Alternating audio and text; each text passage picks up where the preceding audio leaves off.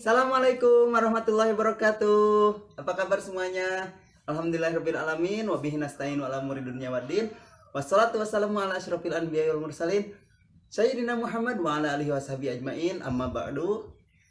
Perkenalkan, nama Bapak saya Abu Latif. Bapak biasa dipanggil dengan sebutan Pak Syekh. Dan insya Allah Bapak akan mengajar mata pelajaran pendidikan agama Islam dan budi pekerti. Pepatah mengatakan bahwa hidup adalah perjalanan. Pernahkah kita melakukan perjalanan? Jika pernah, coba bayangkan, apabila di perjalanan tidak ada aturan yang mengatur para pengguna jalan, tentu saja akan terjadi kekacauan di jalan. Begitupun kehidupan kita semua. Kehidupan ini ada aturannya. Aturan itu dibuat untuk membuat kehidupan lebih teratur dan lebih tertata. Siapa yang membuat aturan itu? Yang membuat aturan itu adalah Allah Subhanahu wa Ta'ala. Allah menurunkan syariat dalam bentuk wahyu yang kemudian ditulis melalui perantara para nabi dan rasul. Dan tulisan-tulisan itu disebut dengan istilah kitab, atau biasa dikenal dengan kitab Allah. Seandainya kita tidak mempunyai pedoman dari Allah Subhanahu wa Ta'ala, mungkin kita bisa saja tersesat dalam perjalanan. Kemudian jika di perjalanan tidak ada aturan dari Allah Subhanahu wa Ta'ala, bisa dipastikan akan terjadi banyak kecelakaan. Maka dari itu Allah Subhanahu wa Ta'ala menurunkan aturan dalam bentuk syariat melalui para nabi dan rasulnya. Dalam kehidupan beragama, Al-Quran berfungsi sebagai petunjuk bagi orang-orang. Tanpa kitab Allah Subhanahu wa Ta'ala, tentu saja pasti akan banyak orang yang berada dalam kegelapan. Mereka akan tersesat dan manusia akan berjalan tanpa mengetahui arah dan tidak punya tujuan. Allah Subhanahu wa Ta'ala berfirman dalam surat Al-Maidah ayat 16. A'udzu billahi minasy syaithanir rajim. Bismillahirrahmanirrahim. Yahdi bihillahu man ittaba'a ridwanahu subulas salami wa yukhrijuhum minadh dhulumati ilan nur biiznihi wa yahdihim ila siratim mustaqim. Shadaqallahul azim. Yang artinya, dengan kitab itulah Allah memberi petunjuk kepada orang yang mengikuti keridoannya ke jalan keselamatan.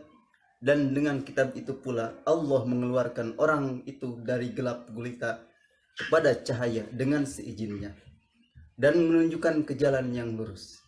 Quran surat Al-Maidah ayat 16. Anak-anakku yang saleh dan salihah, tujuan pembelajaran pada pertemuan kali ini yaitu yang pertama, kita mengetahui pengertian beriman kepada kitab Allah.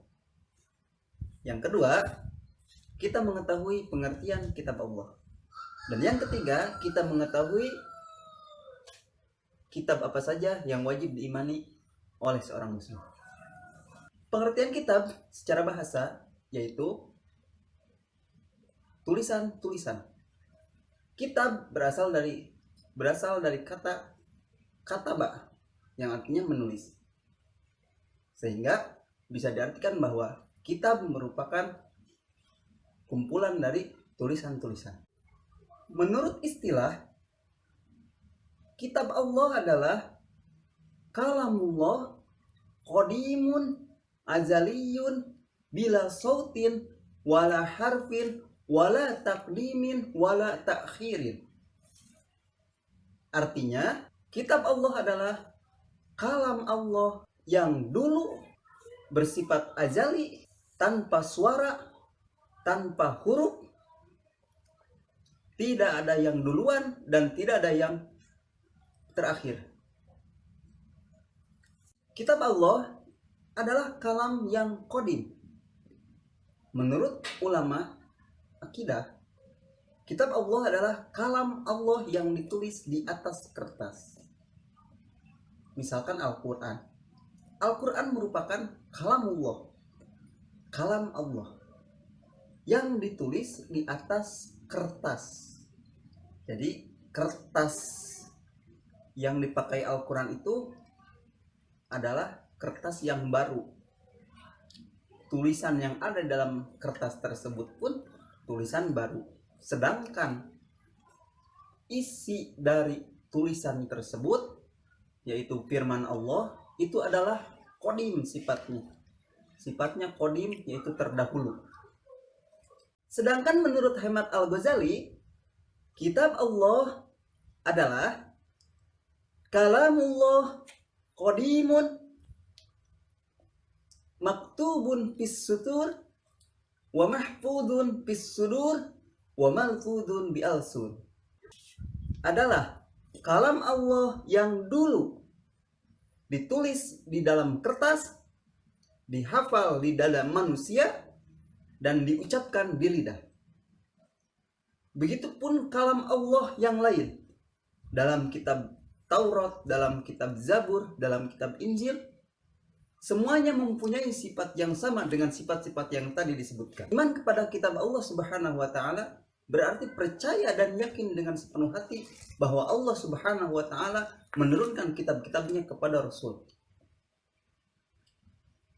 Ajaran yang terdapat dalam kitab tersebut disampaikan kepada umat manusia sebagai pedoman hidup agar dapat meraih kebahagiaan di dunia dan di akhirat.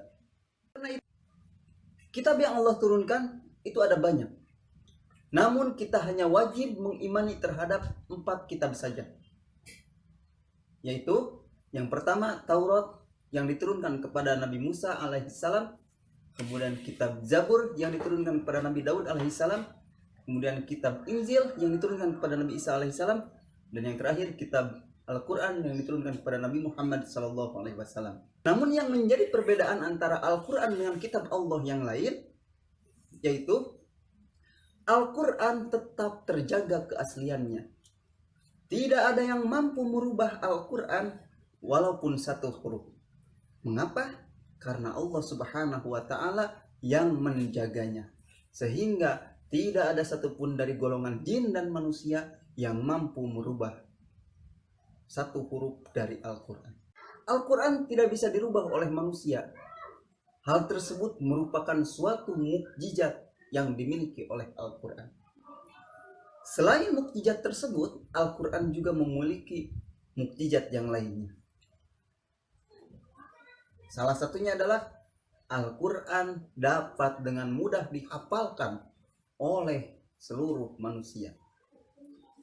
Walaupun manusia tersebut adalah bukan muslim, walaupun orang tersebut adalah orang yang tidak beriman, walaupun orang tersebut tidak paham bahasa Arab, tapi Al-Quran dapat dihafalkan oleh seluruh orang yang ada di dunia ini. Kenapa? Karena itu adalah kemukjizatan Al-Quran. Sebagaimana Allah Subhanahu wa taala berfirman, "Walaqad yassarnal Qur'ana lidzikri fahal mim muddakir." Sungguh kami telah mudahkan Al-Quran untuk dipelajari. Apakah kamu termasuk orang yang mempelajari? Oleh karena itu, anak-anakku yang soleh, mari kita pelajari Al-Quran. Mari kita lebih dekat dengan Al-Quran. Karena Allah Subhanahu wa taala berjanji bahwa Al-Quran telah dimudahkan untuk dipelajari, asalkan kita mau mempelajari Al-Quran. Itu Al-Quran menjadi satu-satunya kitab Allah yang asli, sehingga Al-Quran menjadi penyempurna bagi kitab-kitab yang sebelumnya. Oleh karena itu, Al-Quran merupakan kitab terakhir yang menjadi pedoman umat manusia. Kitab-kitab yang lain selain Al-Quran sudah mengalami banyak perubahan. Siapa yang merubahnya? Yang merubahnya adalah para pemuka agama, para pembesar agama-agama mereka. Itu bisa terjadi karena Allah Subhanahu wa taala sengaja tidak menjaga kitab-kitab yang terdahulu, sehingga kitab-kitab tersebut bisa dirubah oleh mereka. Anak-anakku yang soleh dan solihah, kita harus yakin dengan adanya kitab Allah. Namun keyakinan kita terbatas hanya pada meyakini bahwa kitab tersebut ada dan yakin bahwa kitab tersebut pernah diturunkan kepada Rasulullah SAW. Sedangkan kewajiban membaca dan mempelajari hanya diwajibkan terhadap kitab Al-Quran saja. Adapun untuk kitab yang lain, maka kita hanya diperbolehkan untuk mempelajari sejarahnya saja. Kemudian kita diwajibkan mengetahui kepada siapa kitab tersebut diturunkan. Dan hanya boleh mengetahui isi pokoknya saja. Dari keempat kitab yang diturunkan tersebut, tidak ada perbedaan dalam urusan akidah. Sehingga seorang muslim harus percaya dan yakin kepada seluruh kitab Allah. Namun seorang muslim tidak punya kewajiban untuk membaca atau mempelajari kitab selain Al-Quran. Maka dari itu fokuskan saja terhadap Al-Quran. Tidak usah mempelajari atau membaca kitab-kitab umat yang lain. Anak-anakku yang soleh dan solihah, kesimpulan dari pertemuan kali ini yaitu kita harus meyakini akan adanya kitab-kitab Allah dan yakin bahwa kitab tersebut pernah diturunkan oleh Allah Subhanahu wa taala kepada para rasul. Kemudian, kitab Allah merupakan kalam Allah yang sifatnya qadim, terdahulu. Adapun tulisan, huruf, dan bentuk fisiknya itu merupakan buatan manusia. Sekian apa yang dapat Bapak sampaikan pada pertemuan kali ini. Mohon maaf apabila terdapat kesalahan dalam penyampaian kata. Wallahul muwaffiq ila aqwamit thoriq. Assalamualaikum warahmatullahi wabarakatuh.